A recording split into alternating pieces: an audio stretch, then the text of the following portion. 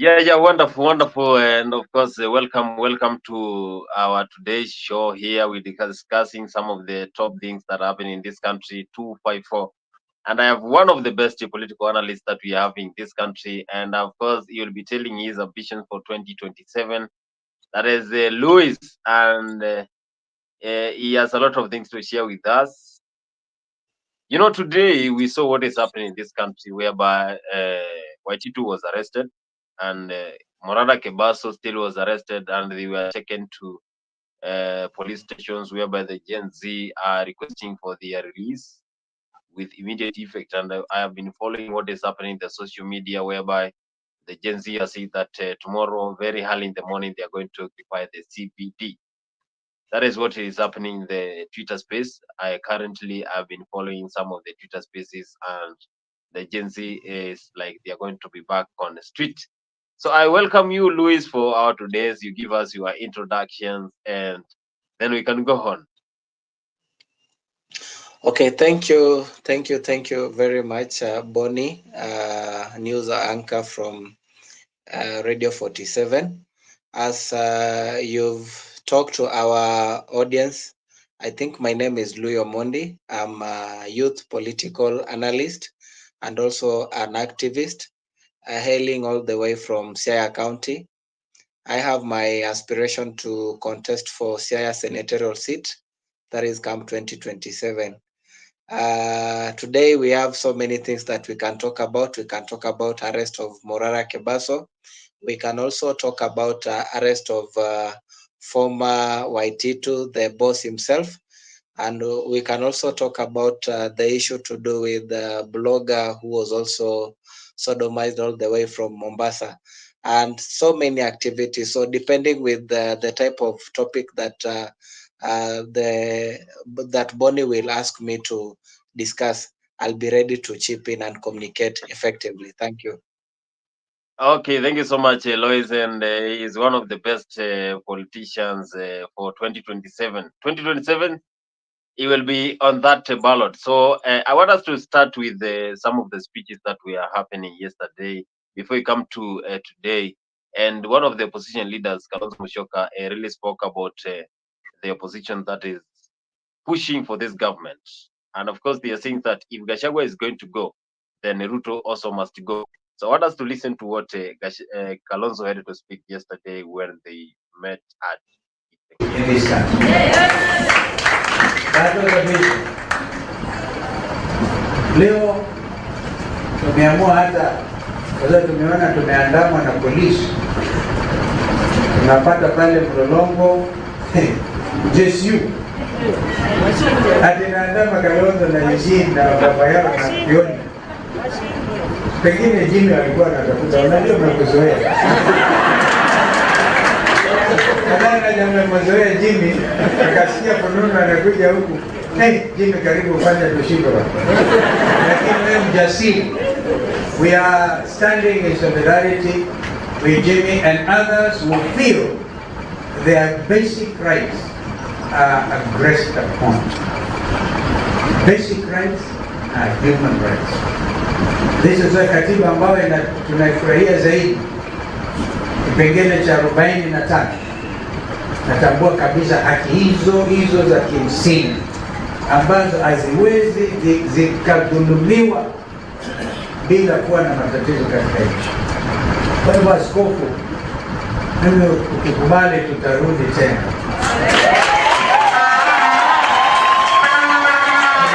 Tumeona haja iko hapa wazi, sio?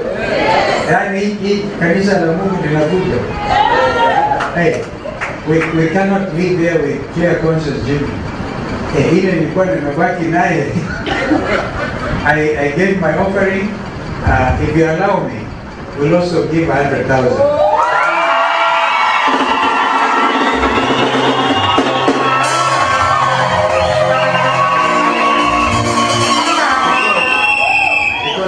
Leave this place better than we found. All to the glory of God. Sasa sisi wengine wanatuita wapinzani. Mimi siwezi kuwa mpinzani. We are a team waiting to take over the leadership of this country. properly the alternative government in waiting. Kwa hivyo hakuna mambo ya woga. We say it as it is so that we can at least redeem this nation.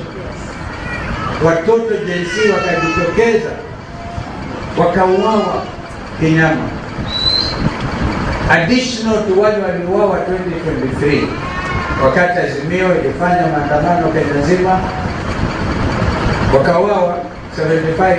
Sasa wameuawa wengine zaidi, wengine abducted, imeongezwa abduction, yani kushikwa kinyume na sheria, and we know them.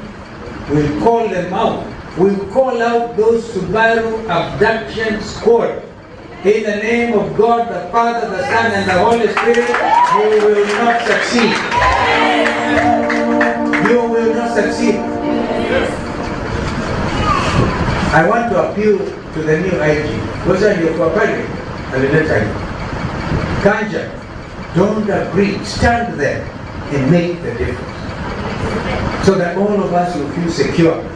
Hakuna Mkenya ako na amani because ajua atanyakuliwa usiku wa manane na kupelekwa mahali pasipojulikana kinyume na sheria. Wanasheria wanajua sheria habeas corpus. Huwezi kushikwa kinyume na katiba kwa zaidi ya masaa 48 bila kufikishwa mbele ya mahakama. Mahakama ya Kenya, na washukuru, nadhani sasa mahakama imepata ujasiri pia.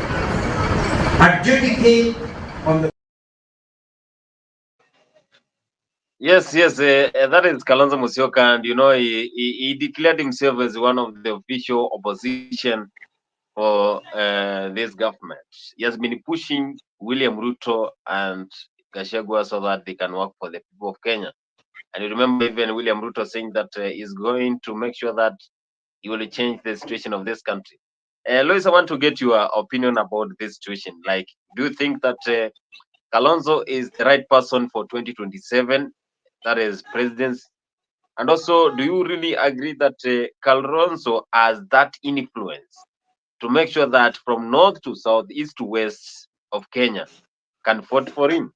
And do you think that he has those qualifications to be the president? And of course, he has been pushing for what is happening in this country so that we can have a change. What is your take about Kalonzo? And where do you rate Kalonzo when it comes to the politics of this country? 254. Okay, thank you, my host today. I wish to put it clear that we all know the type of politics that Kalonzo Musyoka has been playing in the Kenyan space. Definitely, to anybody who was born yesterday, there is a political language that people has been crowning Kalonzo Musyoka to be that he is a watermelon, and from that kind of phrase, people tend to say that Kalonzo is one person who can always shift his desires and aspirations in a manner that no one can really understand. Remember, the person whom we are putting in discussion today was once a vice president in the country. And we all know that from the history, in the books of history, that somebody who has served to be a vice president is supposed to have a 90% command of the votes within the country, maybe to be a president. But we have to understand that not all vice presidents in the country manage to secure to be serving as presidents of our country. So Kalonzo currently, he has tried to depict himself as the official opposition leader. Of course, he might be right in his own way of communicating, having the fact that our respected official opposition leader, His Excellency Right Honorable Raila Amolo Odinga, decided to join hands with government amid Gen Z protest. And it is also in the public domain. People say that it is Raila who decided to secure Ruto's presidency because the presidency was almost falling short due to the Gen Z protest. So you are asking me to rank Kalonzo Musyoka in the space of politics. Remember, while Kalonzo was serving as a vice president, during that time we had Pentagon, and that Pentagon comprised of almost 5 people. We had Najib Balala, we had Raila was there, we also had the likes of Ochila Yako, we had the likes of Raila, and even William Samoei Ruto. So remember, those calibers we are discussing their names, we are mentioning their names today, the type of influence they enjoy from the Kenyan space. I don't think if our man Stivo, I don't think if our man Stivo can command the current population to that extent. I wish to tell you without fear that people might judge Kalonzo. People might say that is Kalonzo right to be the next. I think on my case, I might say no. I might say no because these are people who have been serving in the government for the longest period of time possible.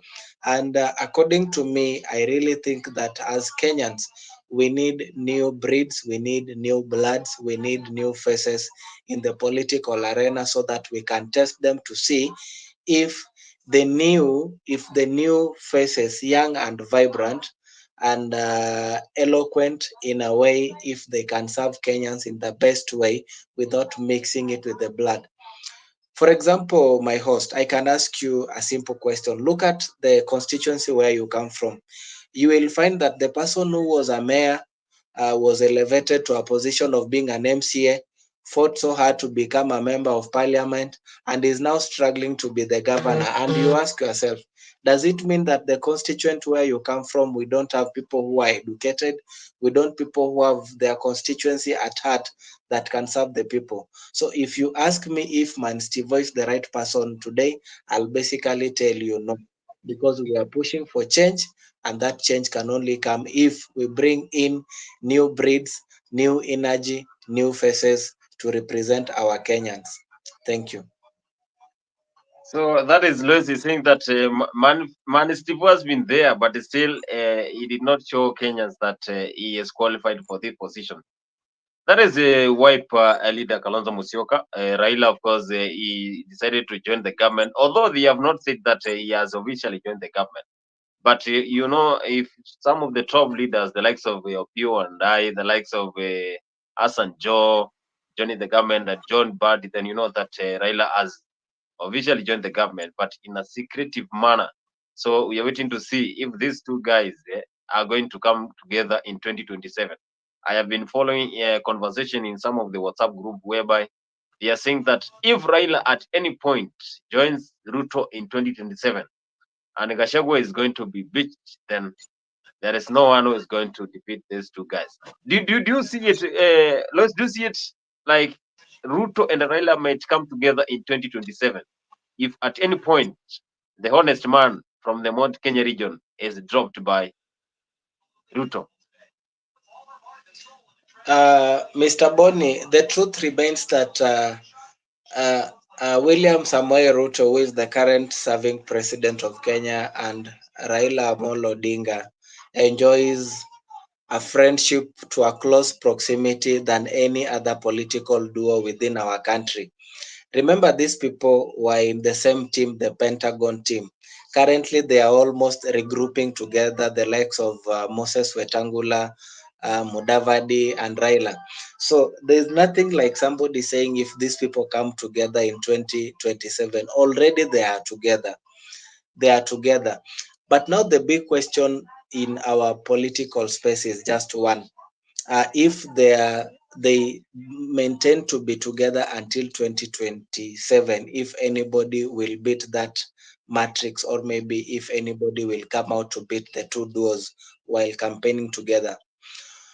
We all know the type of political influence that political enigma Raila Amolo Odinga enjoys. But remember, from the recent Gen Z protests, you can easily see that there is that thirst for change, and we don't know if that thirst for change would shift that political that political kingdom of Raila supporters towards where Gen Z will feel that they want to channel their change to. So if in case that is the question to be handled, then maybe they might not score the goal. But we have to understand that the type of politics which we play in our country is a bit complicated. We know how system works. We know how the loopholes in our IBC also normally give unpredictable answers that they are not able to defend immediately elections are over. So we are yet to see if the loopholes in IBC must be solved, and we are yet to see if the IEBC can be reconstituted so that we can see a massive registration of voters. Then for the remaining 2 years, for the remaining 2 to 3 years, we'll be able to know if now the population that Raila commands, maybe he will not be advantaged, maybe to still enjoy the political monopoly that he has been doing. Remember, there is a talk in the public that in case Raila loses AUC bid, then Ruto might lose the game at the end of the day, because maybe Raila will again come to contest Raila the 6th, or maybe endorse somebody who is close to him. Remember, right now, the person in question, and I think this is why Kenya Kwanza government is having a feeling that even if they impeach Rigathi Gachagua today, they can replace Mount Kenya votes with the Azimio stronghold areas. Thank you. Wow, wonderful, Lois. He is spitting fact here about 2027 general election. I want us to listen to what William Ruto has been saying. And this is one of remarks that has really haunted him as president.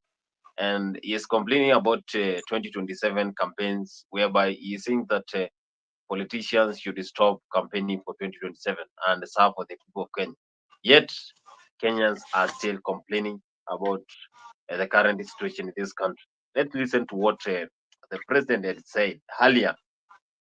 Mimi nataka nimalizie kwa kuwauliza sisi wote tuweze kutembea barabara ya umoja, tuungane, tushirikiane, tufanye kazi pamoja. Sisi hawa wananchi, mmesikia askofu walisimama mbele ya madhabahu wakatuombea, na walituombea tupate nafasi ya uongozi, na hiyo nafasi ya uongozi Mungu ametubarikia tumepata. Nafasi ambayo iko sasa yetu kama viongozi ni kujenga taifa letu, kupanga maendeleo ya barabara, ya maji, ya shule, ya elimu, ya mahospitali, ya ajira ya vijana wetu, mambo ya housing, mambo ya markets. Hiyo mipango yote hapa Nyeri tunajenga soko mpya 11. 4 tayari, moja karibu 90%, ingine inaendelea. Hapa Nyeri mpango yetu ni first 5,000 houses. Zingine ziko hapa, zingine ziko katika mpango yetu. So hiyo mpango yote. Maneno ya 2027.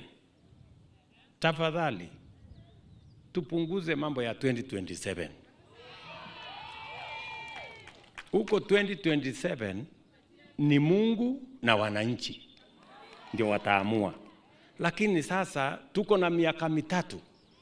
Hii miaka mitatu haitakuwa tu ya kupanga vile utashinda tena 2027. Panga kwanza vile ya kutumikia hawa wananchi. Ama namna gani jameni? Kwani mtu anachaguliwa tu, akichaguliwa siku hiyo hiyo anaanza tena kupanga vile atashinda uchaguzi hiyo ingine? Si unapanga kwanza vile ya kufanyia kazi wananchi. Pange maji, tupange stima. Nikiongea hapa, PS wangu ya stima yako hapa, Bwana Wachira. Huyu Bwana Wachira nimewambia hapa Nyeri katika awamu ya kwanza ambaye program inaendelea saa hizi, nyumba 10,000 mpya tuweke stima. Kufikia Disemba tutaongeza 1,575,000 ingine, nyumba zingine 10,000 kutokea Januari tukisonga mbele. Hivyo hivyo na mipango yale mengine yote. That is what we must let us focus ourselves on delivering the commitments we made to the people of Kenya, not on how to win the next election. Na hata hiyo ukiweka mawazo yako yote 2027 na Mungu akiamua mambo ingine utadu, si utakwama hapa katikati. Tafadhali nawaomba viongozi, sisi wote ni jeshi moja, si ndio? So nawashukuru sana. That is President William Ruto when he was speaking earlier and saying that they should work for the people of Kenya. They prayed for this leadership, and now they have it. Now they should focus on making sure that the country of Kenya is having this development. Do you agree with what the president is saying? Do you think that that is what is happening in this country? Personally, the first question I can ask, who are the people of Kenya? That the president is really lamenting that the leaders who have been elected should serve. If he is talking about that the leaders who have been elected in this last regime to serve the people of Kenya, and these people of Kenya were masqueraded to be Mama Mboga and boda riders, not all Kenyan population can be categorized as Mama Mboga and boda riders. To make the matters worse, these leaders whom we elected, they are not serving the country.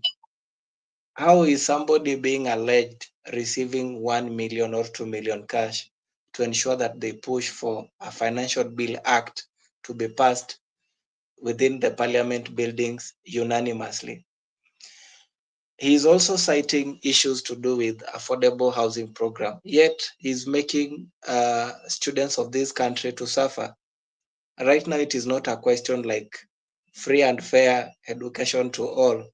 Education is not going to be achievable since students are being forced to pay some money, which is huge, other than what themselves they enjoyed attending school using missionary funds, and they also enjoyed free government scholarship programs to prestigious universities offshores. Remember, it is only that our president is a smart person and very tactical when it comes to the political arena. He is much aware of what he did while he was in government by His Excellency Uhuru Muigai Kenyatta. Remember, he received the same treatment Rigathi Gachagua is receiving right now. And being that we know that when Uhuru Kenyatta was announced to be the winner of the lastly contested elections in 2013, there was a magazine bulletin that said history is repeating itself. So if in case history is repeating itself, then our president is fully aware what he did, and is fully aware what Rigathi Gachagua can do. He started early campaigns by citing a poor relationship between him and his boss, who was then Uhuru Kenyatta. Remember, it reached a point that even he was not able to chair cabinet meetings.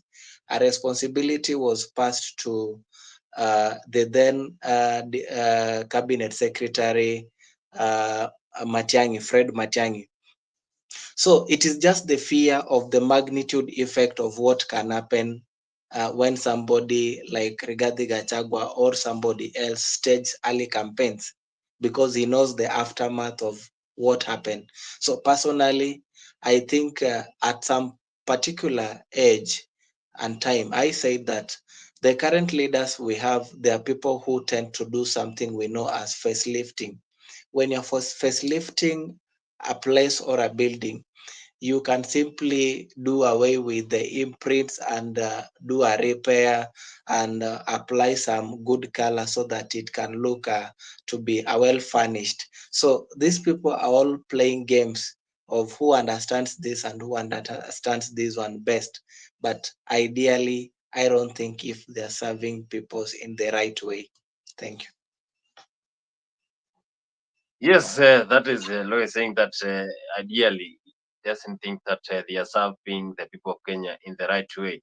And of course, what happened during the second term of William Ruto and Uhuru Kenyatta is what we are saying. But we saw the second wife, that is the second lady, that is the Dorcas Gachagua, saying that they are only going to impeach his husband if only they go via prayers, because that is someone who has been prayed for, and he was prayed in front of those people who witnessed. And if at any point they are going to impeach him, then they should also go through the altar. That is what Dorcas said. I want us to listen to Gachagua, of course, speaking yesterday, and even today he spoke with one of the media houses in the colleges. You're going to get what he said, but let's listen to what he said. But that is a statement that really raised a lot of... Tutavuka hiyo daraja tukifika Kenya. Na ni mambo ilijitokeza kwa sababu ya hasira ya wananchi. Hata nyinyi mnaishi hapa na wananchi mnajua ni kitu ilikuwa spontaneous. Lakini wale ambao wanataka kunipiga wananitafutia makosa kubwa ile tataka watu wanichukie. Hasa hiyo ilikuwa nalenga watu ya Rift Valley. Watu ya Rift Valley kwa sababu wananipenda raia ya kawaida. Walikuwa nauliza kwa nini Rigiji anahangaishwa na kupigwa na alitusaidia.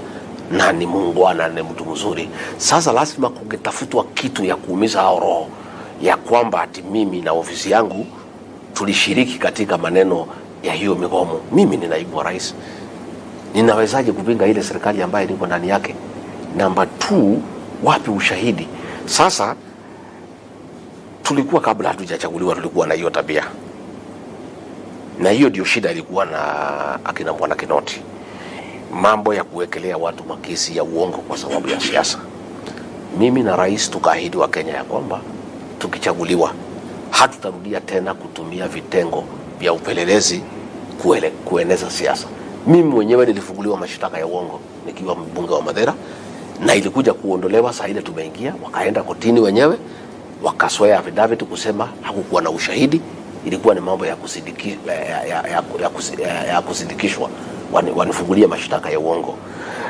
Kuna watu wamekuwa wakijaribu kuhujumu maofisa karibu na mimi ndio wanipake mimi matope. Kama watu ya jinsi ni warekadi Gachagua, mimi ni mwanasiasa ako na umaarufu sana. Hakuna mwanasiasa yeyote Kenya angetaka jinsi ikuwe nyuma yake. Kama wanataka kunipea jinsi ikuwe ni yangu, nimekubali. Jinsi is a big force. Ukiwa na jinsi utakuwa rais wa Jamhuri ya Kenya asubuhi. Lakini ukweli ni kwamba na kila mtu anajua, hata ukiuliza wananchi, ile hasira ilikuwa na Wakenya ya finance bill. Nilisema nikiwa Mombasa, nilitoa taarifa nikasema bona hatukusikiza Wakenya vile wanasema. Lakini mimi nimefurahi sana kwa sababu mahakama yetu ya Kenya ni huru. Hao watu yangu walikuwa wanataka kushikwa Friday, waangaishwe, wateswe bila makosa yoyote ndio wapake mimi matope. Mahakama kuu ilisema bana, leteni kwanza hapa ushahidi kabla hamjashika hii watu, kabla hamndashitaki hawa. Kwa sababu rais wa Kenya alisema wenye kupanga hii maneno ni watu ya Ford Foundation.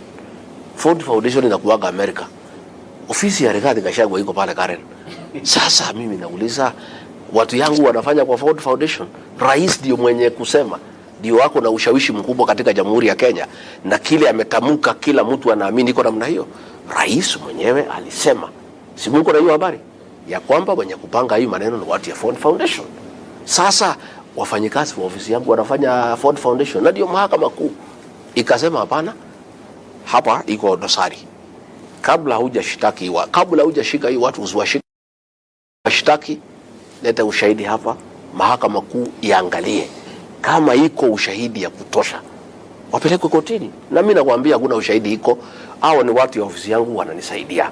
Watahusikaje kwa mambo ya maandamano? Tena maandamano katika county 35 itapangwa na watu 35 counties katika Jamhuri ya Kenya.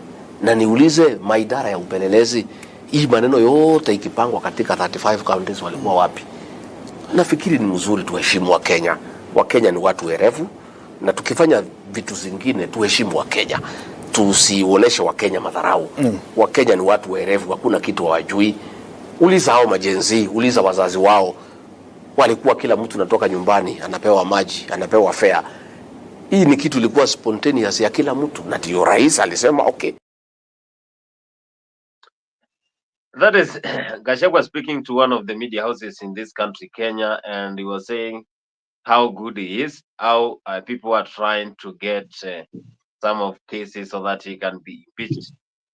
He has really denied that he is supporting the Gen Z, and he said that if at any point any leader is being supported by the Gen Z, then automatically is going to win the election if he is being supported by this movement of the Gen Z. You know, Gen Z just came the other day, and this is the time whereby they are mobilizing themselves through the social media and trying to get to push this government so that they can get the rights. Luis, I want to ask you this question. Do you really agree that Gachagua is very honest, that he is being used as a political tool so that he can be impeached, that leaders are being paid for so that they can talk and talk so that Kenyans can get to know that Gachagua is very bad leader who just joined the president, or they should just go all of them? What is your take about the current situation in this country? Like, we have hit and hit. You know, eat. You eat me, I eat you. You heard what this Barada said. Other people are saying that Dismas Baraza, the likes of Kimani Chungwa, are being used as a tool so that they can fight Gachagua. What is your take about the current situation in this country, Kenya, in terms of politics? And you know, the deputy and his boss, they are having those conflicts. And do you think maybe there is no conflict because others are saying that they are in good terms? They are using this situation, this atmosphere, so that by 2026 they are going to come close again and they win the election. Okay, thank you. I think I'll answer this question in three aspects. The first aspect is related to what we know as political sympathy. And the second aspect, I'll also answer it related to brainwash Kenyans, depending with the different activities that are currently ongoing that are staged, shifting from NHIF to SHA, and also privatization of our landmark parastatal areas, for example, airport, Kenya Power, and so many. The other one, I think I'll also speak about maybe a state of discomfort that maybe the president might be having with his deputy, now that his deputy refers himself to be a honest and a truthful man. So let me begin with first instance that I talked about, sympathy. Remember, in last regime, our current president showed the rest of the countries, indicated to us that the then president was not in good terms with him, and this made him to amass a population of support, and now everybody was singing hustler ni mtu wetu. So remember, he changed that discomfort to win the hearts of the people. He was being sidelined from key making decision organs, not sharing the cabinet meetings, being blocked in different meetings. And remember, the then cabinet secretary Fred Matiang'i was in charge of chairing cabinet meetings. You can even remember when Uhuru Muigai Kenyatta was fleeing the country to outside to attend international functions. We can't know who was left to run the government during that time, but not the second in command. So this kind of dispute might as well be geared towards realizing political ambitions of Rigathi Gachagua. But remember, we know very well that constitutionally, if Rigathi Gachagua is impeached, then he will be deemed unfit to hold any public office. Remember what happened to Mike Mbuvu Sonko in Nairobi. He was impeached and then declared unfit to hold any public office until some days ago when those allegations which he had were cancelled.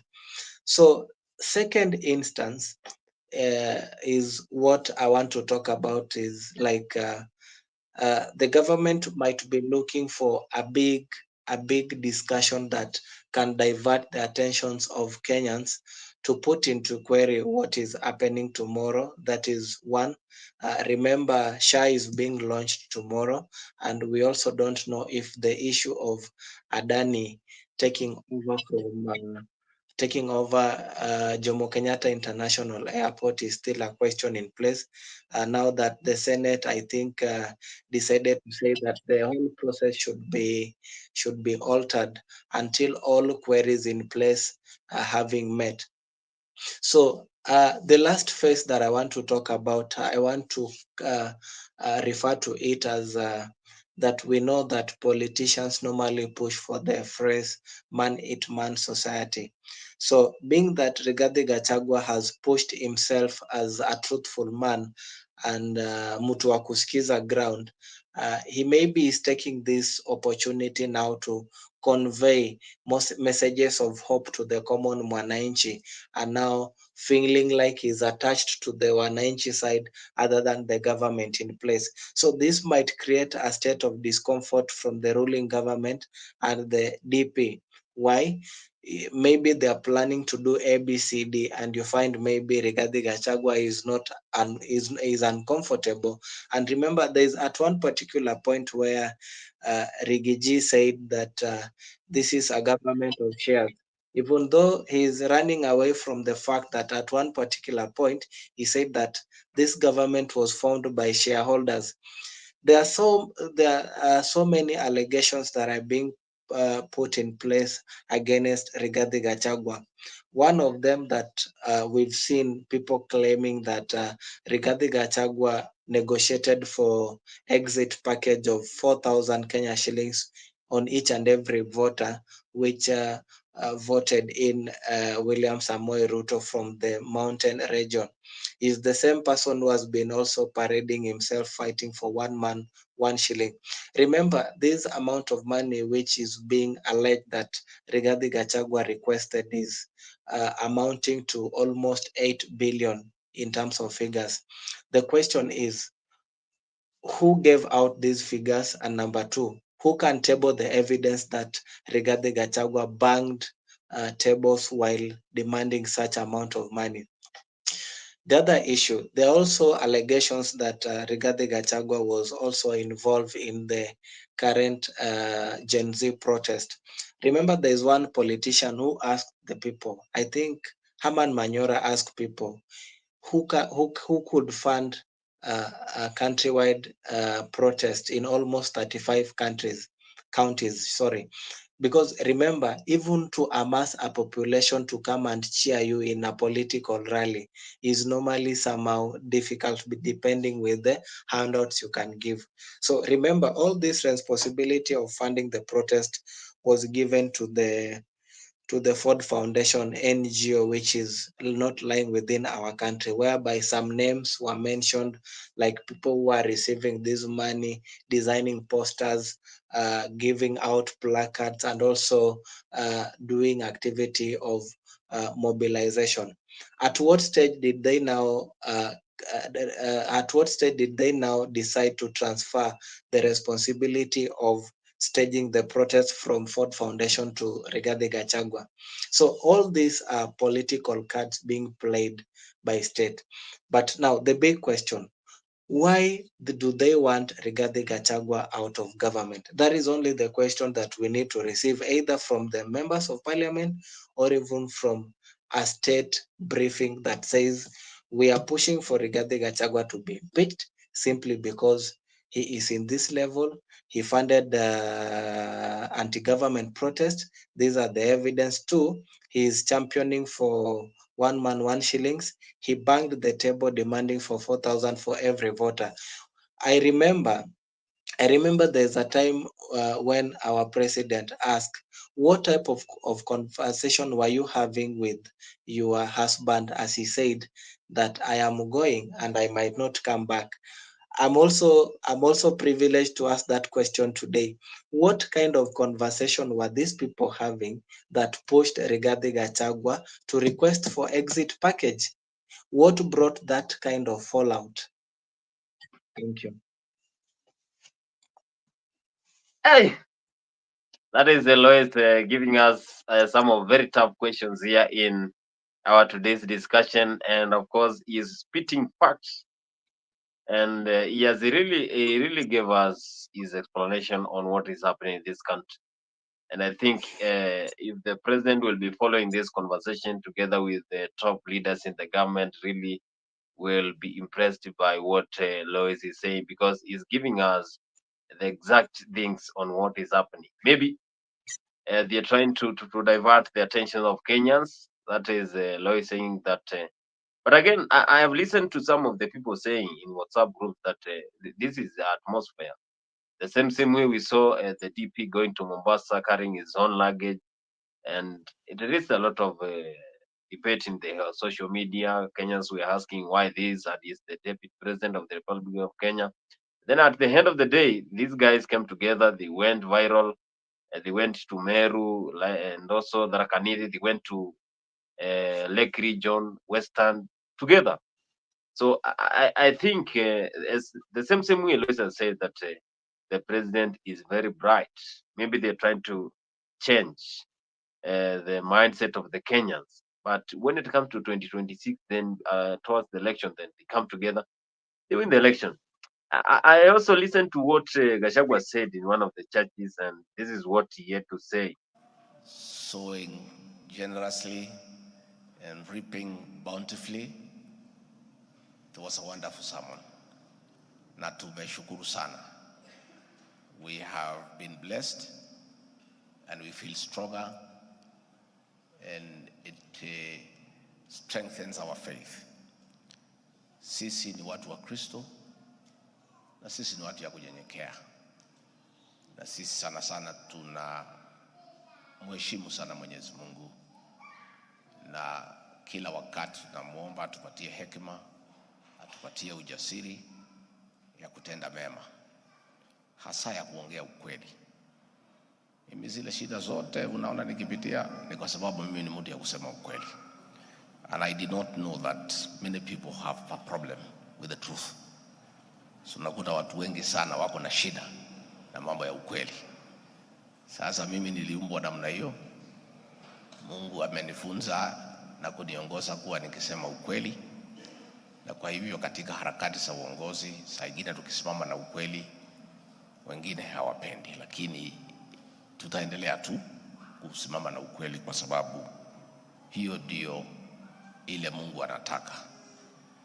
Hapa katika Meru tumejaribu sana mambo ya kupigana na pombe na madawa za kulevya because of our children, and there has been great success.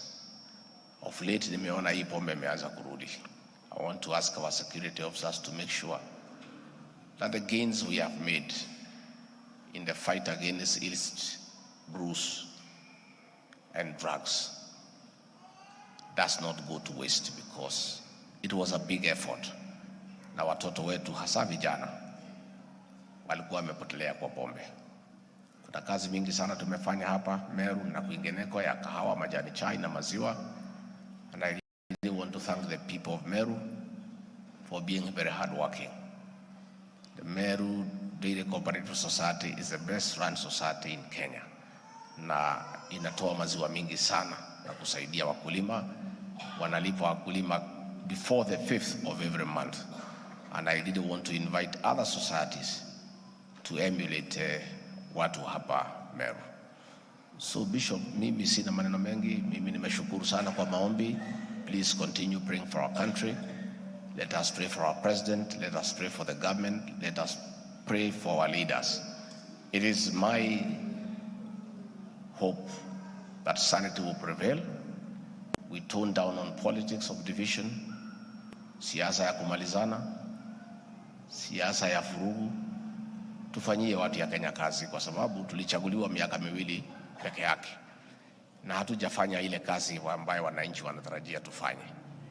Tungetaka tuombe tupunguze maneno mingi, zote tushikane, tufanyie Wakenya kazi, kwa sababu hawa Wakenya walituchagua wakiwa na matumaini makubwa sana, na hawakutuchagua tupigane, turumbane, tupanganie, tukue na maneno ambayo haifai. That is my prayer. And as we do whatever we are doing in the political space, it is my prayer that we should always respect the will of the people.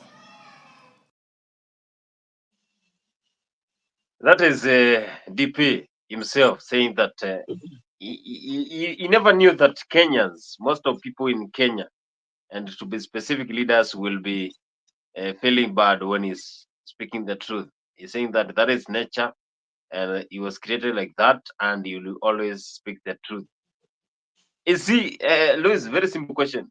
Is Gachagua very honest? To me, I might support that DP is very honest. From oral literature view, if you get the tone and the tone that our DP is communicating in, you can easily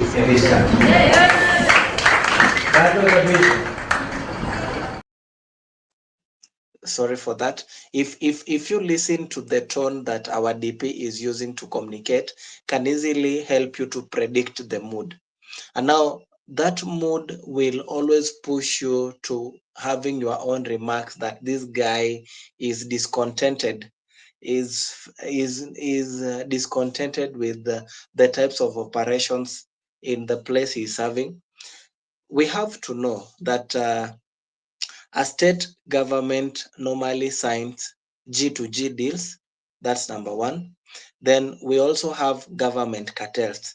So it is either the problem comes in when G2G deals are being signed, and maybe the shares are not proportionate.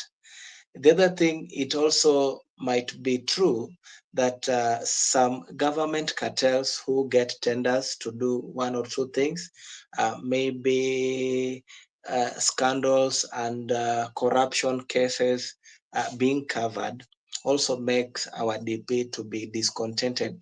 That is why I was asking you, what kind of discussion were these people discussing that led to our deputy president feeling discontented, requesting for an exit package? That is the simple question that we should get from the members of parliament and state officials who really feels that Rigathi Gachagua is unfit to be a DP.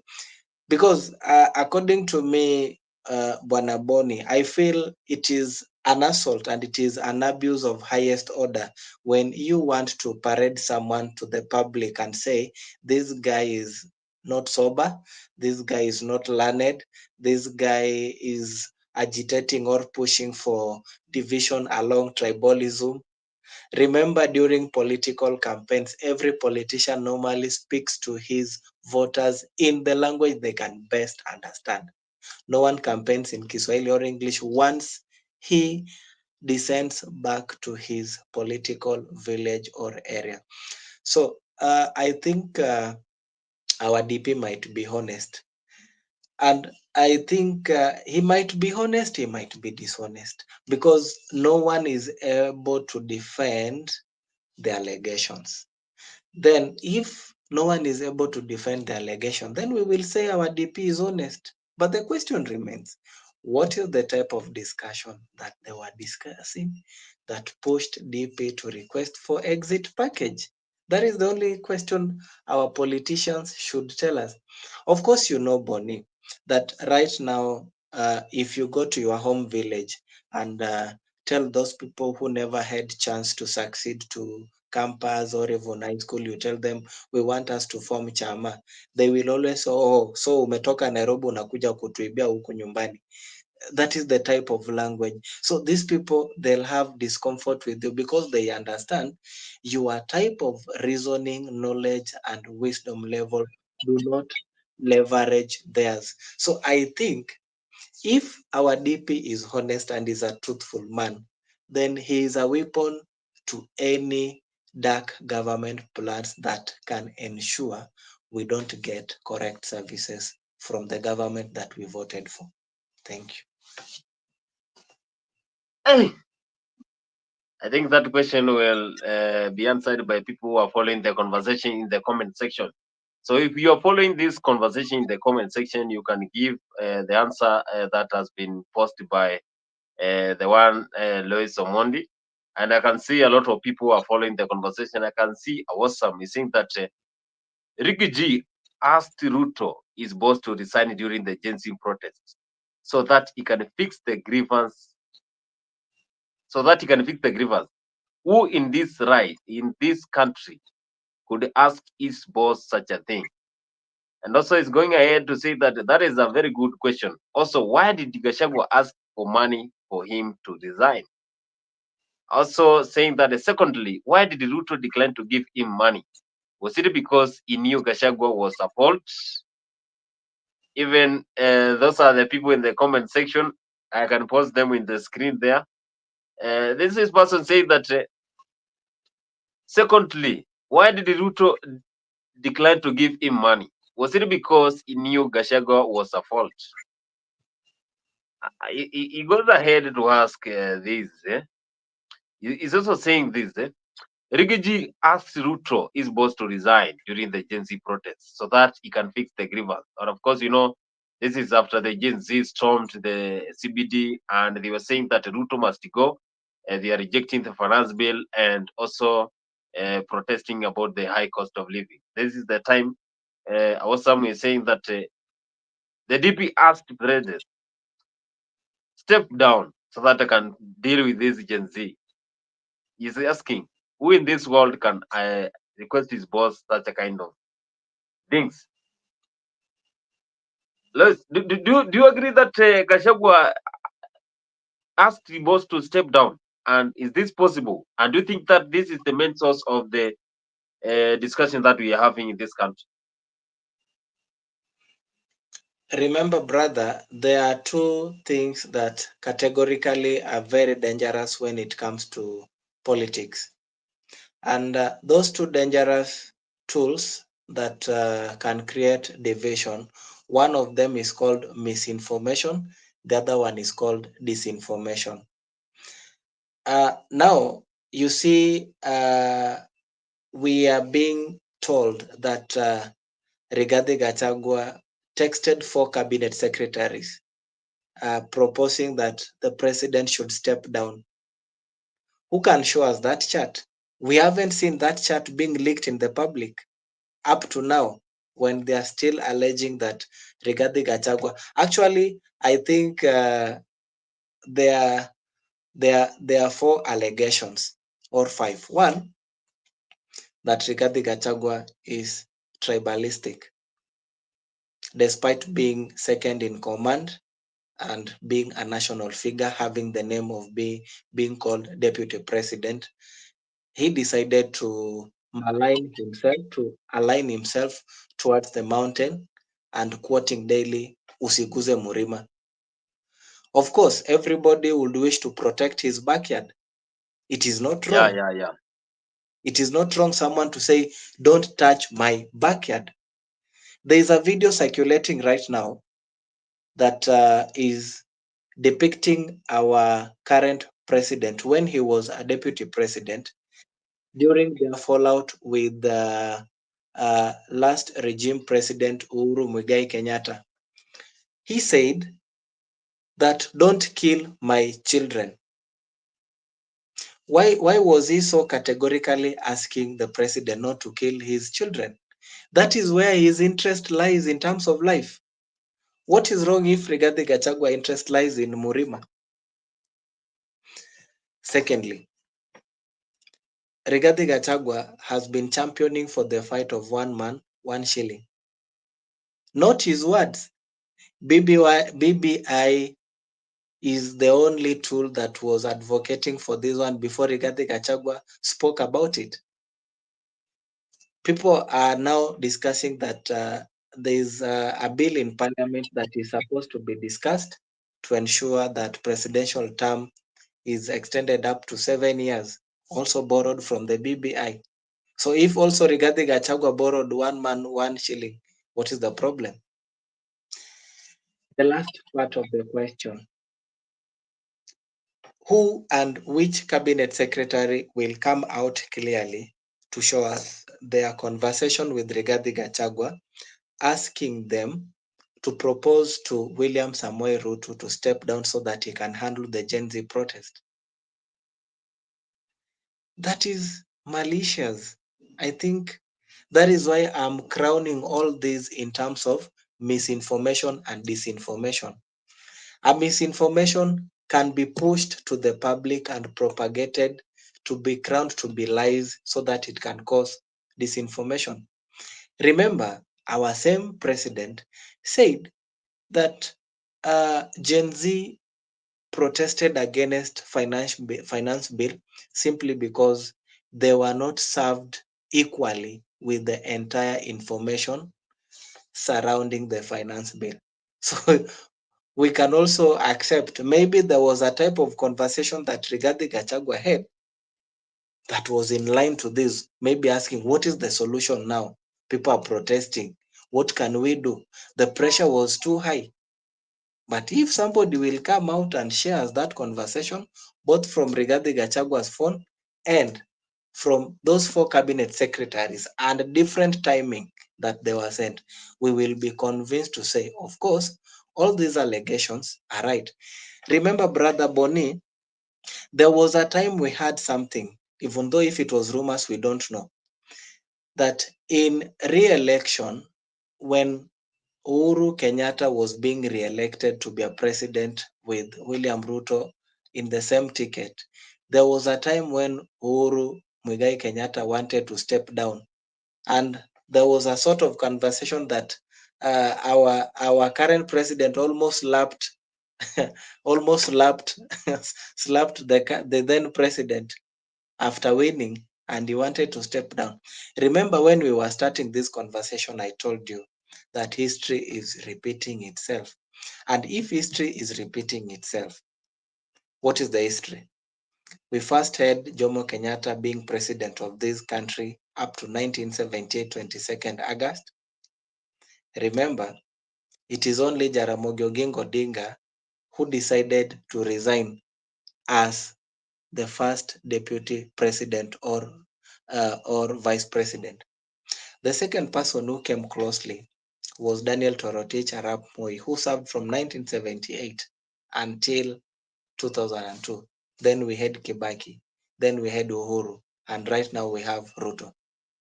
If history is repeating itself, when Jaramogi Oginga Odinga resigned, what happened? There is that power window period and longevity. Why are these people interested in longevity to serve in power other than reducing the number of years for someone to be in office? Why are they not interested to constitute and maybe say that this presidential seat should be rotational? If this time 3 years or 4 years it is in Ukambani, next 3 years let it to go to Taita, next 3 years let it to go to Samburu, let it go to Masai. We will be happy as Kenyans. Why are these people interested on longevity? Yet we know there are some crooks somewhere who are interested so that their interests are being served, depending that the person who wins. In Kenyan politics, it's like we can always foretell that who will be president after William Ruto. It is always prone to maybe foreshadow the person who is going to come next. That is what I can say up to now, brother.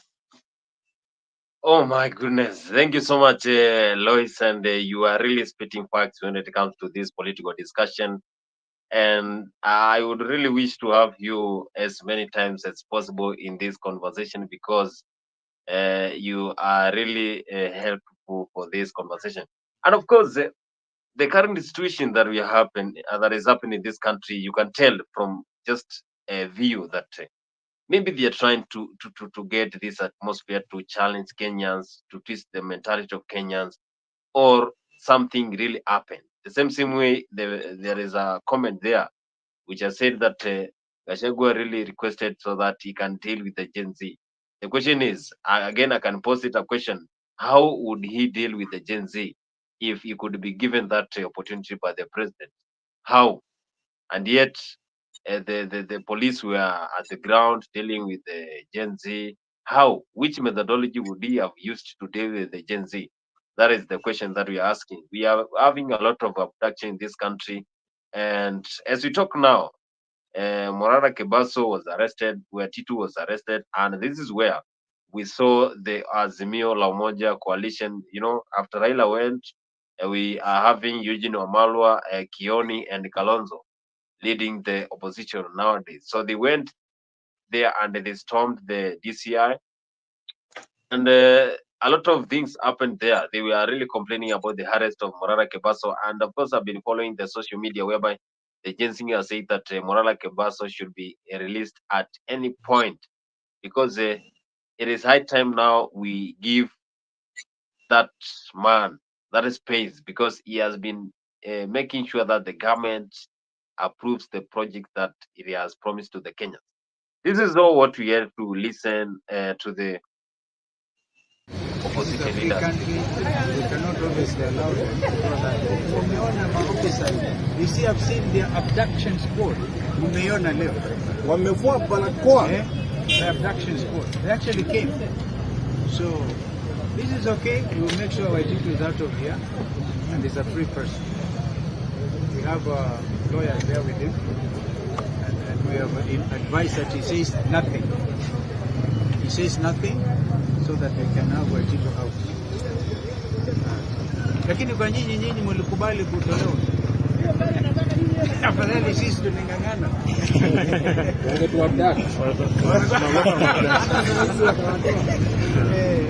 No, you see, they are telling us that we have come with young men. Now they are the ones with the young people ambao wamevaa barakoa. So if it was a question of staggering, you can actually see from which side it was coming. What is the name of the DCI? Director Amin. Obviously ndiye amepeana instructions, na yeye obviously amepatiwa instructions by either Kanja or Kindiki, and all of those instructed by William Ruto, whether he's in the country or not, because the president is always in communication. Waambieni ground ni mbaya. It cannot take it. Nothing, no reason. But what actually is amazing, they came out and you now saw for yourselves, and you have all those pictures. I thought pengine kuna mtu akona homa anajifunika. So that is now the standing operating group of abductors. We will not allow them. It's part of the uniform. We will not allow them. You can take that one to the bank. Even if it means all of us Kenya hii tutoke tuseme kila mtu mwenye barakoa na hakuna COVID aitoe, so that we know who they are. Wanavaa barakoa, and the only time they remove barakoa, they lie to us. So you're either wearing a barakoa, that is William. When he is not wearing it, he is telling lies to Kenya. So have you established contact with Waititu when you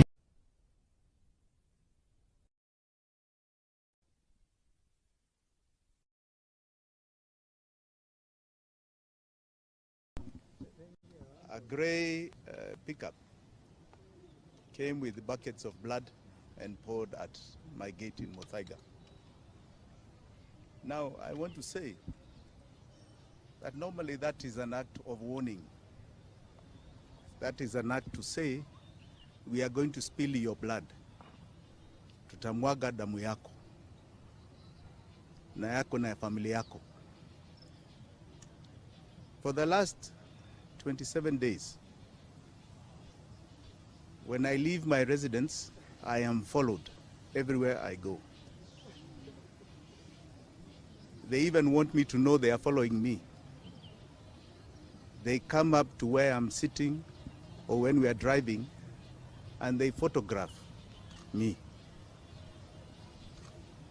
For the last 27 days, there has been a car parked outside my residence that does nothing else but make sure that I cannot talk on my phone, I cannot watch TV, and I can get no signal in or out of that residence. So when the court ordered the police and the government to stay away from entering my house, they decided to do through the airwaves. I don't know what William Ruto you hope to achieve by this nonsense. The other day I was dropped at home and the car that left was stopped on Muthaiga Road, and you wouldn't believe it. The Subarus that stopped the car came out of the car and threw eggs at the windscreen. This is how childish people have become. We are not scared of you, William Samoei Ruto. Scared of you. If you think this is going to keep our mouths shut, pole sana. We are going to speak truth to you, because June 25th, 2024, you lost your legitimacy. And until you bring back this bill, this financial year, not legitimate in our eyes and even in the world. You saw vile hata wazungu wanakutema sasa. It's because you are not legitimate. I urge you today, before it's too late, seek legitimacy from Kenyans. We want a general election. Try and get back your mandate. Kenya Kwanza ilikwisha June 25th. 25th of June ilikwisha. Get back your legitimacy by having the courage to have and to call a general election. A general election. Anything short of that, you are buying what you call the script for your exit. Hata where you're defining vile wewe unataka kuondoka. The more oppression that will come onto you. Yes. Asanteni sana. Thank you.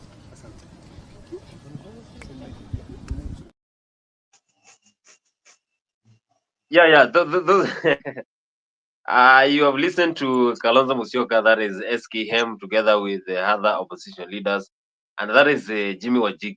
After what happened, the police stormed his residence along Muthaiga, and a lot of things really happened there.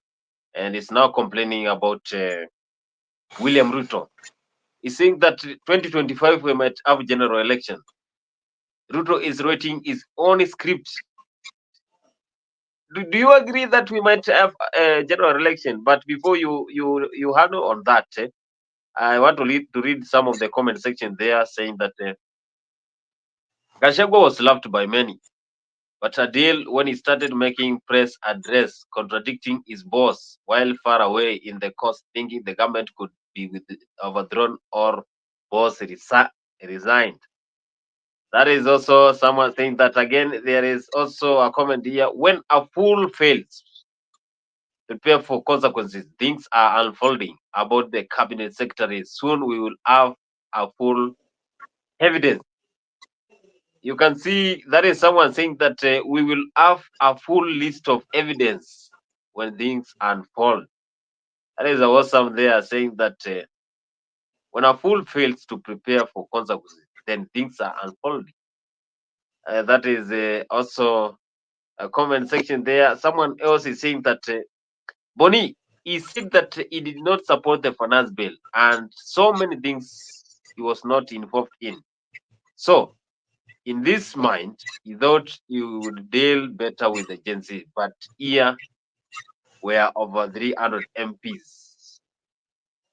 And also saying that listening to Wajigi is disgusting. His wealth is questionable. He is billionaire without a genuine business. There is someone in the comment section saying that Jimmy Wajigi's wealth is questionable. This is a politician who is saying that he will be ready for 2025. At any point, Ruto is writing his own script. Do you really agree with what Jimmy Wajigi is saying? And of course, after what his family was traumatized by the police, this is where always he's saying that wherever he goes, he is followed, and there is always a car outside his residence so that it can make sure that Wajigi is there. He will not receive any signals. Did you agree with words from Jimmy Wajigi? And what do you think Jimmy Wajigi and Ruto are always using different directions? They are even parallel. There's no place they will meet at any point. From what Wajigi is speaking. Okay, thank you, Bonnie. Remember, in the last phase of Gen Z protest, we saw there was a pursuit of Jimmy Wanjigi heading towards his Muthaiga residence, which was characterized by him fleeing to hide or maybe hiding in his palatial home. We witnessed a silence trying to recover Jimmy Wanjigi from his hiding place, but they didn't succeed. Remember, during press conference, Jimmy Wanjigi complained and said he was not part of the Gen Z protest. He was only going to loiter within the town and was able only to give those protesters some drink of water and decided to rush back since some people were in pursuit of him. During that press conference, he also acknowledged that these people decided to plant some dangerous weapons to be used as allegations to ensure that he is convicted. They went ahead to jam communications, braked, conducted breakings, and also so many things. But the question is very simple. Why would government decide to pursue Jimmy Wanjigi? The person in question has been crowned to be a problem to any ruling government. Why is it that in each and every ruling government, remember even Jimmy Wanjigi said himself that the likes of Moi tried, they failed. Kibaki tried, they failed. Uhuru tried, it failed. And now it is you. What is it? What it is that these people always try Jimmy Wanjigi each and every when government is formed? Why? What is the motive? What is the agenda? What is the interest? There was information circulating in the public that Jimmy Wanjigi had tenders to supply firearms to the government. I don't know who can establish the authenticity and the truth of this issue.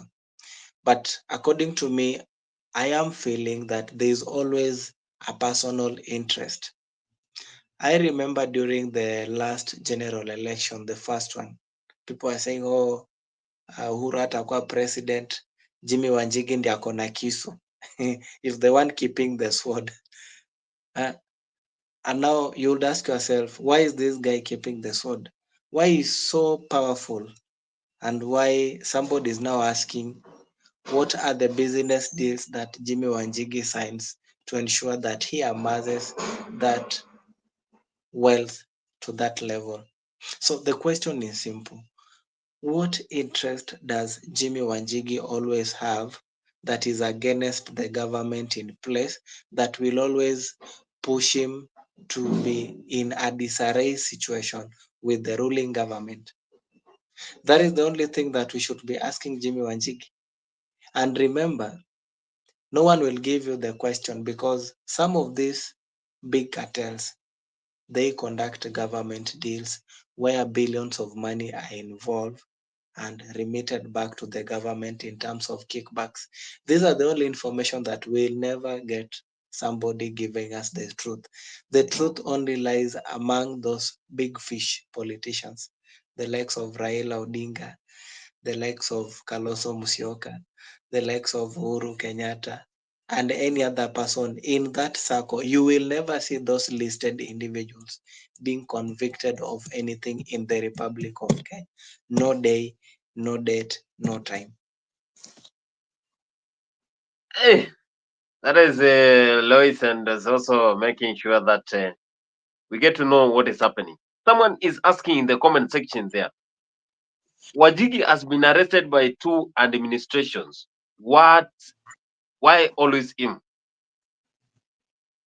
Same way you have asked that question. He's saying that Wajigi has been arrested by 2 administrations. What is his problem, and why is always him?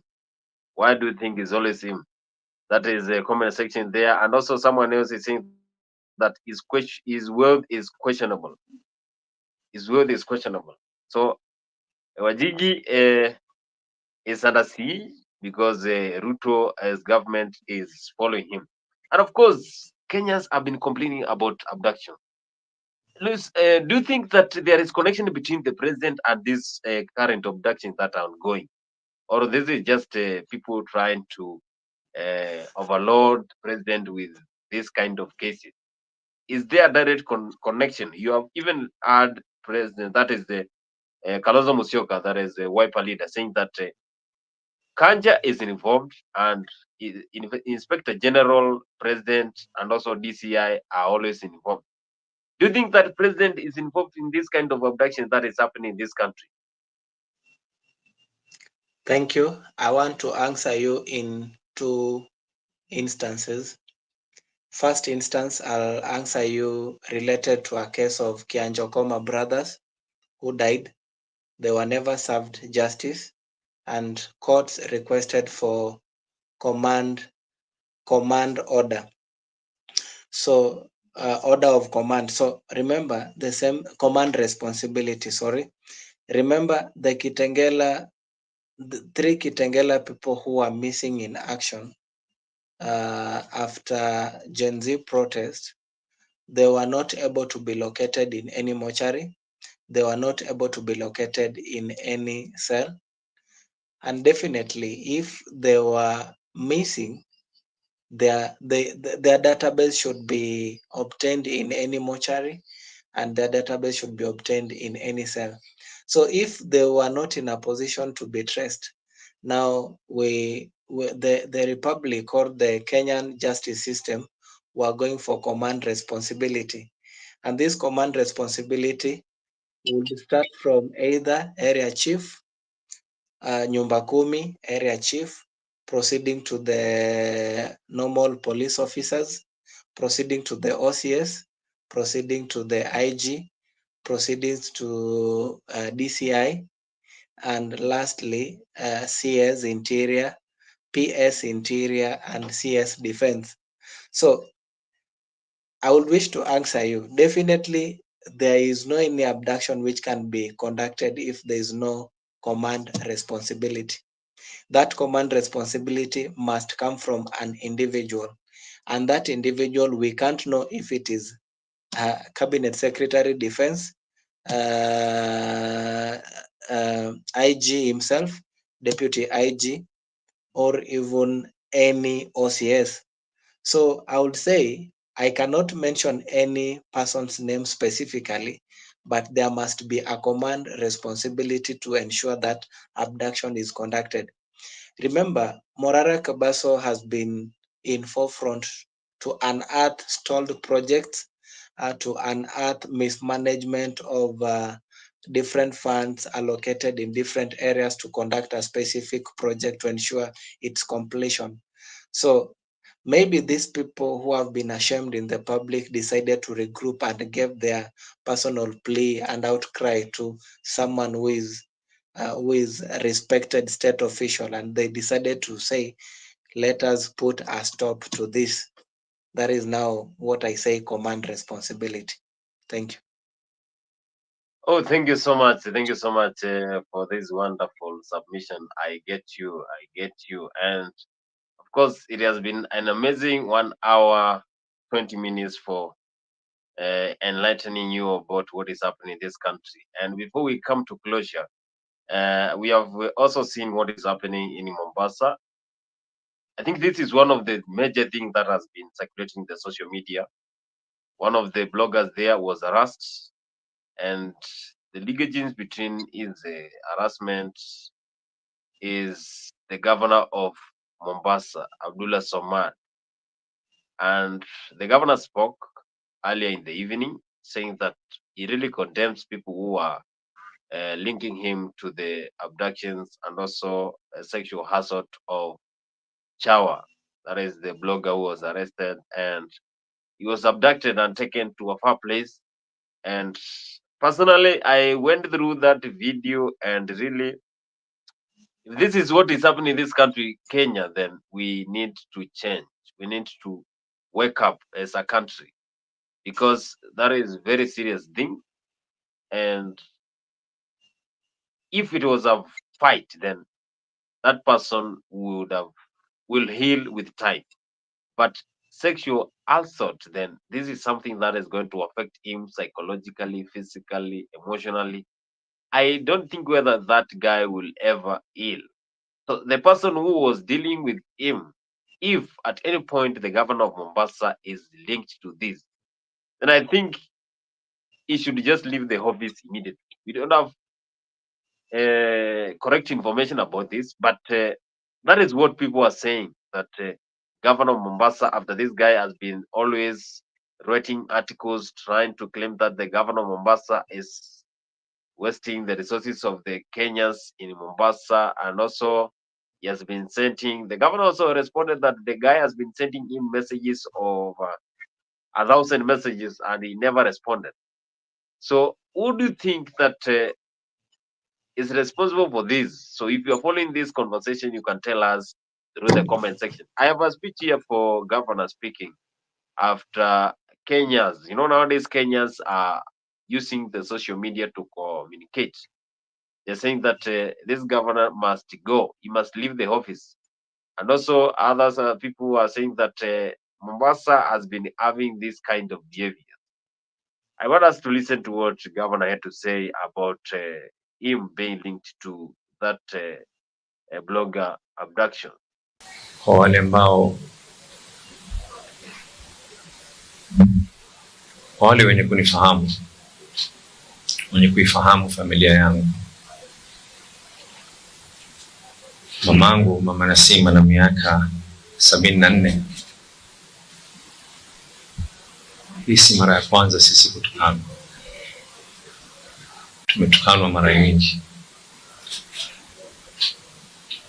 Tumetukanwa matusi kila aina. Hakuna hata siku moja nyinyi kama wana Mombasa mumeniona, mumesikia ya kwa mimi nikawa ni mwenye kujibu tusi kwa tusi. Sijawahi kuwa ni mwenye kuinua mikono wala familia yangu. Mpaka mwisho baadhi ya watu wakasema ya kuwa huyu ni mpole kupita kiasi, ya kuwa hafai kuwa ni kiongozi. Leo Mungu ametujalia tumeweza kufika hapa. Nyinyi kwa watu wote wengine mwanifahamu mimi vyema zaidi. Na pengine nitakurejea nyuma ili muweze kufahamu yale ambayo kwamba familia yangu na mimi mwenyewe nimekuwa tukipitia kabla hata mikasa yote haya kutokea. Nyumba yangu na nyumba ya mama ni ukuta mmoja peke yake ndio ambao kwamba unaweka zile nyumba kwa tofauti. Tumeingiliwa si mara moja, mara mbili. Nimepiga ripoti mimi mwenyewe binafsi.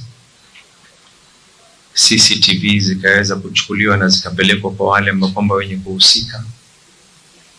La kushangaza, hamna dhahabu, hamna jambo lolote la thamani lilochukuliwa isipokuwa ni simu na laptop, kompyuta moja.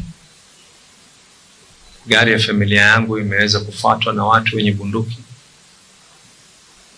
jambo ambalo kwamba nimeweza kuliripoti, na wahusika wakafika na wakasema watafanya utafiti. Na hata ile video kumtukana na kutusi mamangu na mama watoto wangu, tulikaa chini kama familia na kwa kauli moja sote tukakubaliana ya kuwa na hili pia tutamwachia Mungu. Nasikitisha, wala si msimamo wetu sisi kwa ni watu ambao tutaingia katika mizozo ya kufanya mambo kama haya ambayo kwamba yanasemekana yamefanyika.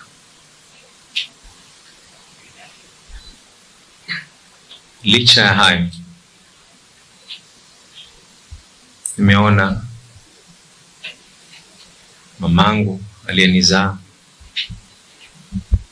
kwanza aliandikiwa summons afike, mimi nimeandikiwa summons nifike. Anashindwa kwa wale wenye kumjua mama Nasimu pale tulipo sisi. Na hata ile video ilipotoka, kama binadamu yoyote nilisikitika, lakini hakuna bora kama mzazi akikwambia yachukulie na haya pia atapita.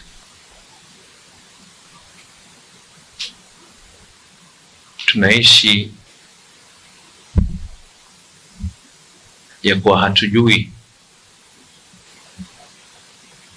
yote, kwa sababu watu wameamua kuchukua janga kama hili, na kama kuna yoyote ana hamu kuhakikisha ya kwa Mungu atujalie ukweli wake mwishowe uweze kutokea, hamna kama mimi.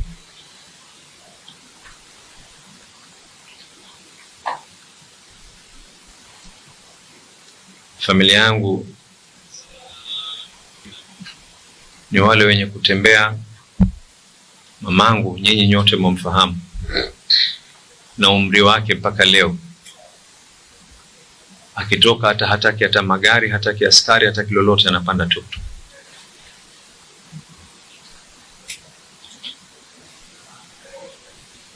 Ukweli utakuja kudhihirika, na kwa wale wenye kusema ya kwa sina nia ya kuhakikisha nimeandika statement, hamna la ukweli. Niliitwa, tumeandikiwa tena kuambiwa kwa la hautakikani. Mamangu aliyenizaa, mama miaka 74, hata nashindwa. My mother,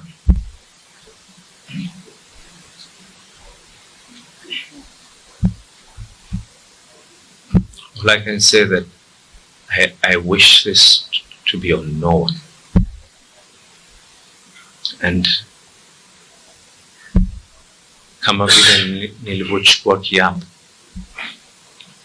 nachukua na kiapo leo, yale ambayo kwamba yajaribu kwa sababu ya siasa kuniumiza mimi, kuniumiza na familia yangu, kweli utakuja kudhihiri, kweli utakuja kudhihiri. And all of you know me. Each and every one of you in here knows me. Nyote mwanijua. Asanteni sana.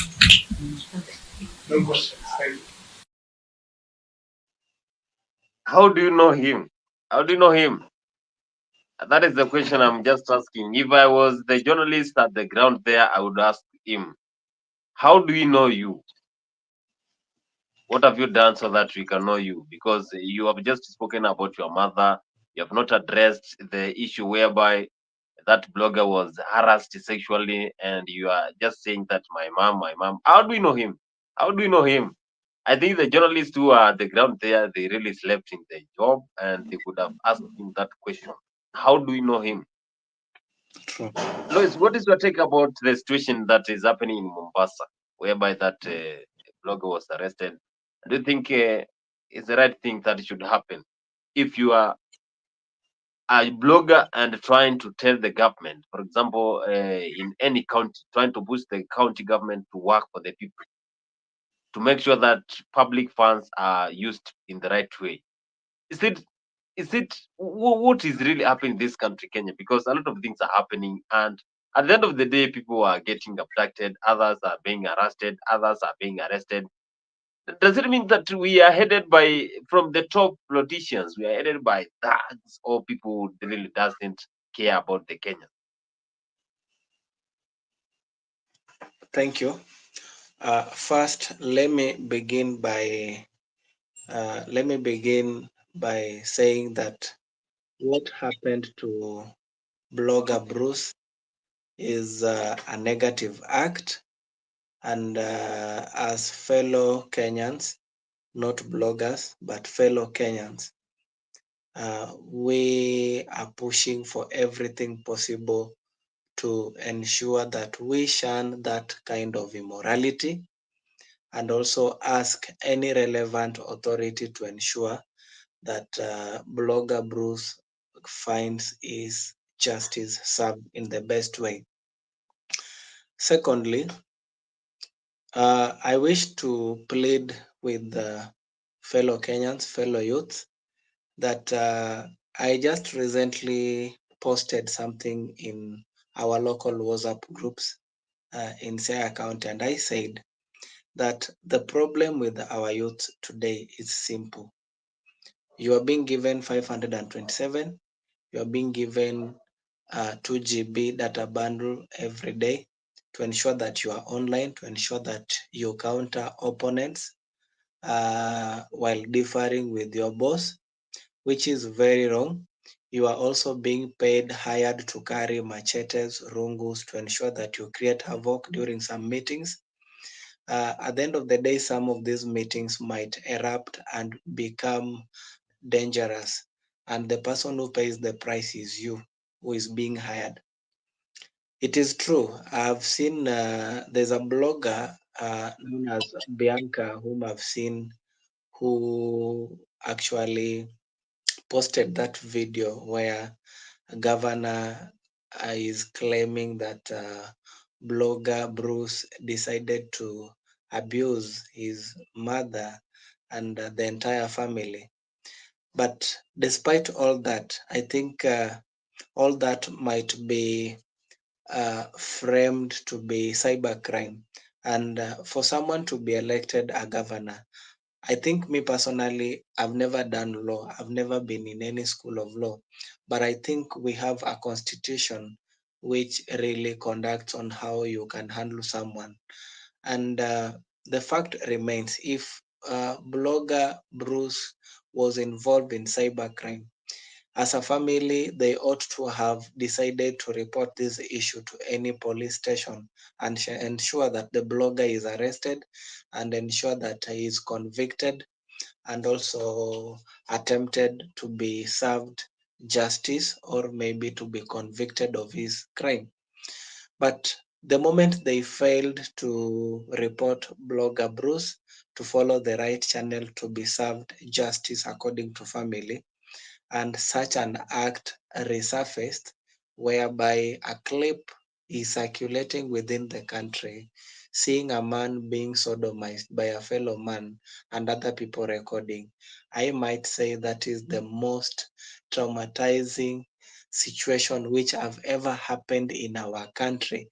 It is going to be historical because some of these things we just hear them as stories while in school, or so and so is a lesbian, so and so is a homosexual, so and so was assaulted, so and so was sodomized. There are things that we just hear in stories, not seeing in camera. But for the first time in Kenyan history, we are seeing a man being sodomized in related to political issues. I tell you for free that Governor Al Nasir has to carry the burden of command responsibility that I was talking about. They will not run from the truth that despite they are trying to distance themselves from that activity, how are they going to convince Kenyans? Today, remember, can you remember that mzee who canned Raila in Msambweni? Do you remember during those days when Raila was campaigning in Yeah, yeah. Msambweni and the mzee who canned Raila?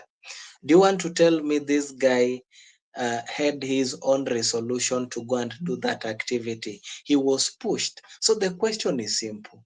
Who are these guys who are involved in this activity and where did they get the command? You know, I cannot act on behalf of president of the country that now today, Banaboni, you abuse the president of the country.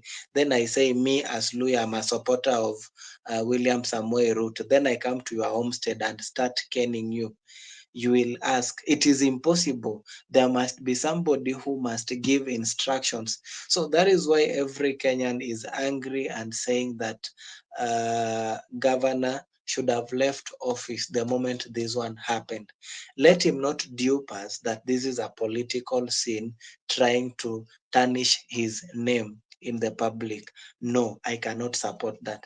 There is no man under the sun who can withstand his reputation being watered, who can withstand his manhood being destroyed, who can withstand his dignity being watered in that manner, being recorded.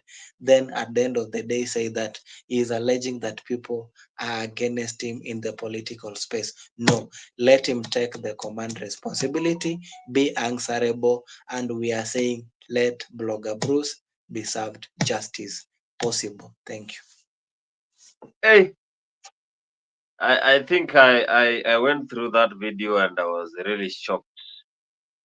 So the same way you have said that there are some of the people who are behind this, and if the video, even the people who are recording the video were saying that you should stop acting against the government. Utaacha kuongea mambo ya kaunti ya Mombasa, utaachana na kaunti ya Mombasa. So who are these? Who are these? So yeye alikuwa anaongelelea governor. There's no governor, another governor in Mombasa. We only have one governor. So this directly tells you that this is the source of this information. So the governor is behind all this, and people are saying that governor should go. Personally, I don't even want to talk about this, but governor should go. That is all what I can see, because what I have listened to that, I cannot even try to look at it at any other direction. I can see Awesome is saying that bloggers know that anything that you say or write has its own consequences. That is someone here saying that bloggers, anything you write has its own consequences. But they have the rights. Why are they being assaulted sexually? And that person who was dealing with him, he made sure that this person will get emotional, physical, psychological. Hey, I don't know whether that guy will heal. Also, he's saying that that is the comment section, of course, here in the story. So, Louis, we come to the end of the show. I want to say that thank you so much for joining our today's show. This is political discussion because you told me that you are very conversant, and I can get that 99%, 100%, you always know what is happening in politics. And I want to say thank you so much for taking your time. Thank you so much for having the conversation with us. I hope that conversation was very meaningful to your end, and we are looking forward to having more conversation with you. And we are going to talk more about this conversation here so that we can help each other in any other way. But thank you so much for sharing with Kenyans. A lot of people have been following this conversation since we started. And I want to say thank you so much. What is your closing remarks as we come to the end of this show today? Thank you, Bonnie. This is my parting shot. I first of all appreciate your effort having me today to be your speaker. And I wish to ask my fellow Kenyans one question that I always say, I'm also a politician, but I always say one thing that I always relate the behaviors of politicians like monkeys. A monkey will never change its name. It will remain to be a monkey. Whether you export a monkey from Kenya to Australia, if it meets those other monkeys, they will interact, and that monkey will be absorbed in the environment of monkeys. Whether you import a monkey from Australia to Kenya, it will remain to be a monkey. They have the same feeding mechanism. They they cry the same. They have long tails. The difference is very minimal. So I want to tell you that all our politicians, they are the same. Whether born again, whether not born again, whether going to church, whether not going to church, they are all the same. The only responsibility that is now bestowed to the Kenyans is, the question is, how are you going to contribute to ensure that we bring a new breed and a new faces into our political space? Because now I always tell people that if you make a poor decision today, you are not going to suffer that decision you alone. That decision you made poorly is going to affect your entire generation. When I speak about your generation, it is you, your kids, the kids of your kids, and the siblings of your kids. First failure generation, second failure generation, including the entire ancestors. So all this drama that is currently ongoing in the Kenyan political space, let all Kenyans remain sober. Let us push our members of parliament not to be misused. Let us ask them to play their roles that we elected them to play. And when it comes to 2027 elections, we are asking all Kenyans to remain jubilant and have that kind of courage when you sing the national anthem. Before you make any decision to vote for a politician, always sing that national anthem. It will bring a certain mood to you. Otherwise, thank you, Bonnie. I thank your entire team. I wish to have you on one-to-one discussion during your presentations. Thank you. Oh my goodness. Thank you so much, Lois. And you have made this discussion to be very awesome since you started. And personally, I cannot say thank you enough for joining this political forum today. We have discussed a lot of things, and we are looking forward to having you in this conversation every day, every day, every day, every day. You're welcomed here, and I will be sharing those links every day so that we can have that conversation as we look forward to having you in our next shows. Thank you so much for those who have been following the conversation, the likes of comment section there, awesome gifts icona. They have been making sure that the comment section there is very active since we started the show. I want to say thank you so much. I have seen Mzalendo. Mzalendo is one of the followers here, and he has been behind the scenes. I'm very sure he has followed the conversation and is feeling very good because the conversation has been very meaningful. So, Lois, thank you so much. We meet here same place, same time, and I will be inviting you into our everyday shows. Thank you so much for having time for us. We meet here Thank you. same place, same time.